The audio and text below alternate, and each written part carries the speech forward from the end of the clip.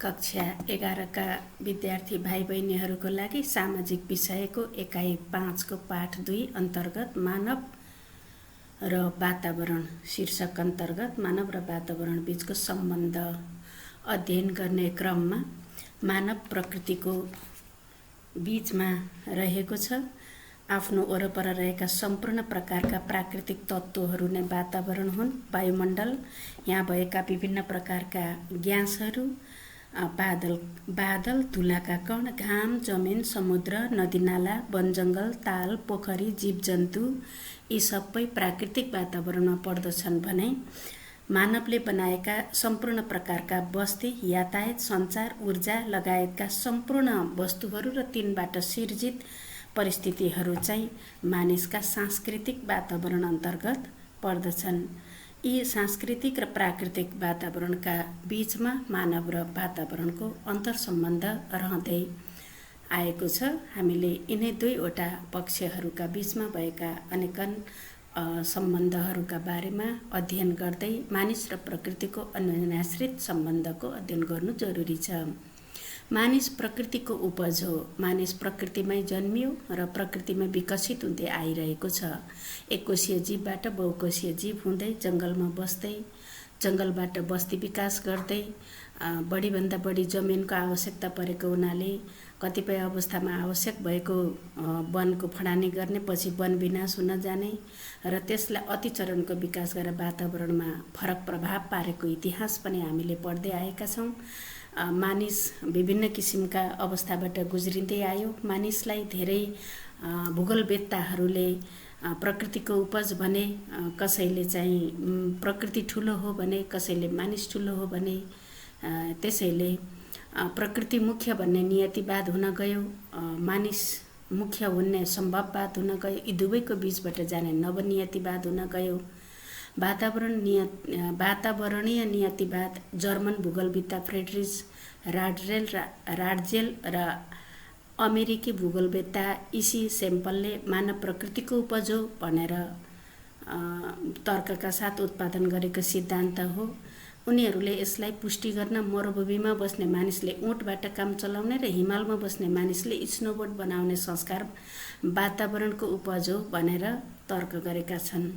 त्यस्तै फ्रान्सका भूगोलवेत्ता भिडाल डी ला ब्लासले सम्पूर्ण मानवीय क्रियाकलापहरू चाहिँ प्राकृतिक वातावरणबाट निर्धारित हुने र वरिपरिको वातावरणले मानिसको सोचाइमा परिवर्तन ल्याउने, मानिसका क्रियाकलाप प्राकृतिक वातावरण र मानवीय समुदायको अन्तर्क्रियाबाट निर्धारित हुन्छ भन्ने तर्कका आधारमा स्थापना हुन गएको हो। यसले चाहिँ प्रकृति मुख्य नभएर मानव मुख्य हो, यसले नै प्रकृतिलाई पनि प्रभाव पार्दछ भन्ने तर्क प्रस्तुत गरेका छन् यी भूगोलवेत्ताहरूले। त्यसैले प्रकृतिलाई मानवले प्रभाव पार्दछ भन्ने अर्थमा सम्भववादको, वातावरणीय सम्भववादको स्थापना हुन गएको हो। वातावरण नवनियतिवाद अर्थात् वैज्ञानिक नियतिवादका रूपमा यसलाई लिइन्छ। मानिस वातावरणबाट स्वतन्त्र पनि छैन, नियन्त्रित पनि छैन। नियतिवादीले प्रकृति मानिसभन्दा विशिष्ट भने, सम्भववादीले प्रकृतिभन्दा मानिस विशिष्ट भने। तर यी दुवै प्रकृतिको अस्तित्वमा ठुलो सानो होइन, दुवैलाई आफ्ना अवस्था अनुसार जान दिनुपर्छ भन्ने नियतिवाद र सम्भववादका बीचबाट जाने गरी ग्रिफथ टेलर भूगोलवेत्ता ग्रिफथ टेलरले निर्माण गरेका चिन्तन नै नवनियतिवाद हो। यसलाई वैज्ञानिक नियतिवाद पनि भनिन्छ, किनभने मानिस र प्रकृति सँगसँगै जाने चिज हुन्। मानिस नै प्रकृतिबाट परिवर्तित हुँदै आएको हो। प्रकृतिका अन्य संरचनाहरू सँगसँगै मानिसको पनि संरचना बदलिँदै गएको हो। 4वटा हातखुट्टा टेकेर हिँड्ने मानिस प्रकृतिमा आएका अन्य वातावरणले 2वटा खुट्टामा टेक्दै हिँड्ने वातावरण पनि सम्बन्ध भयो, विकास भयो। त्यसैले मानव र वातावरणको गहिरो सम्बन्ध छ भनिएको छ। मानिसले वातावरणका उपजलाई प्रयोग गर्दछ, त्यसैले मानिसमा परिवर्तन आउँछ। सफा पानी, उर्वर जमिन, मधुर हावापानी मानवले प्रकृतिबाट प्राप्त गरेका सकारात्मक प्रभावहरू हुन्। गर्मी, सुक्खा र ठन्डा हावापानी, जमिन ठन्डा हावापानी, त्यस्तै प्रकारको सुक्खा जमिन भए नकारात्मक प्रभाव पर्दछ। मानवले जीवन सञ्चालनका क्रममा प्रकृतिका उपजलाई प्रयोग गरी प्राप्त फोहोर, धुवाँ, रसायन वातावरणमा अनियन्त्रित रूपमा प्रवाह गर्दा नकारात्मक असर पर्दछ। यो दुईटैको सम्बन्ध सँगसँगै पर्दछ। मानिसले गरेका अतिवादी क्रियाकलापले अतिवृष्टि, अनावृष्टि, बाढी, पहिरो, भूक्षय हुन जान्छ र मानवीय क्रियाकलाप प्रमुख हुन गए यसलाई नियन्त्रण गर्नुपर्ने हुनुपर्छ, नत्र मानवलाई नै यसले असर गर्दछ। संयुक्त राष्ट्र सङ्घीय विकास कार्यक्रम अन्तर्गत प्रकृतिको सम्मान, पृथ्वीको वहन गर्ने क्षमतालाई ध्यानमा राखेर वातावरणको ख्याल गर्नुपर्छ। त्यो कुराले मात्र मानवको कल्याण हुन्छ भनेर एउटा अवधारणा सिर्जना भएको छ। यसले बनाएका अवधारणालाई पनि मानिसले ख्याल गरेर वातावरणको सम्मान गरी प्रकृति, वातावरण र मानवको अन्तर्सम्बन्धलाई अत्यन्त गम्भीरताका साथ लिएन भने भविष्यमा सकारात्मक भन्दा नकारात्मक क्षति धेरै हुन गई मानवको अस्तित्वमाथि पनि सङ्कट पैदा हुन सक्छ। यस विषयमा मानिसले खुब ख्याल गर्नुपर्ने हुन्छ। वातावरण मानिसले बनाएको उपज हो र त्यही वातावरणले बनाएको विभिन्न परिवर्तनमा मानिस अस्तित्वमा रहँदै आएको छ भन्ने कुरा हामीले बुझ्नै पर्छ। वातावरण मानिसका लागि अत्यन्त महत्त्वपूर्ण वस्तु हो।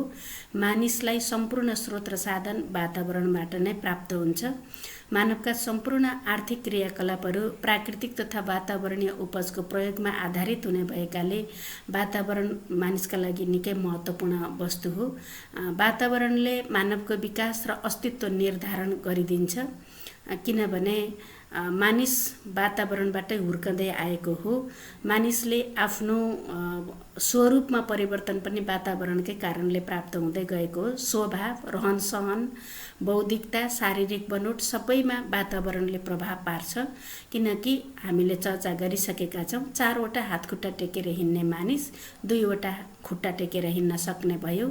बुद्धि प्रयोग गर्न नसक्ने प्राणीहरू जङ्गल वनमै रहे। मानिस चाहिँ सामाजिक रूपमा विकास हुँदै आजको यस वैज्ञानिक युगमा प्रवेश गरेको छ। त्यसैले वातावरण चाहिँ मानिसको लागि निकै उपयोगी महत्त्वपूर्ण वस्तु हो। मानवले प्रयोग गर्ने संसाधन तथा मानवीय अस्तित्व प्रकृतिमा विलिन हुनाले प्रकृति र मानवको गहिरो सम्बन्ध छ।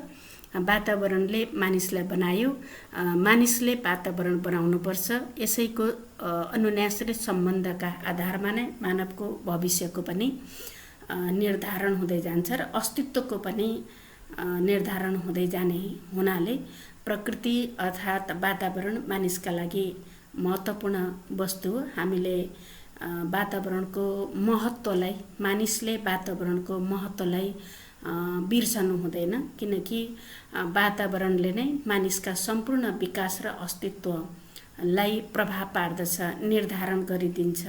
कुनै बखत वातावरण नष्ट हुन गयो, वातावरण कमजोर हुन गयो, वातावरण असुरक्षित हुन गयो भने मानवको विकास, मानवको अस्तित्व पनि असुरक्षित हुन सक्ने सम्भावना रहन्छ।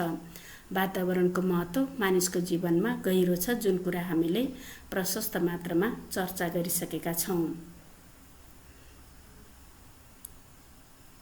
विद्यार्थी भाइ बहिनीहरू, हामीले वातावरण र मानव र वातावरण बीचको सम्बन्धमा, मानव र वातावरण बीचको सह अस्तित्वमा पढ्दै आइराखेका छौँ। यसै सन्दर्भमा अब हामीले नेपालमा वातावरण र मानव जीवनका सम्बन्धमा कुरा गर्नुपर्ने हुन्छ। मानिस प्रकृतिको उपज हो र प्रकृतिको फरकपनले मानिसको अस्तित्व पनि, मानिसको स्वभाव पनि परिवर्तन हुन्छ, फरक हुन्छ भन्ने कुरा त हामीले नियतिवाद, नवनियतिवाद, सम्भववाद जस्ता कुराहरूबाट पनि अलिअलि त बुझेका छौँ। नेपालको प्रकृति पनि विविध छ। हिमाल छ, पहाड छ, तराई छ।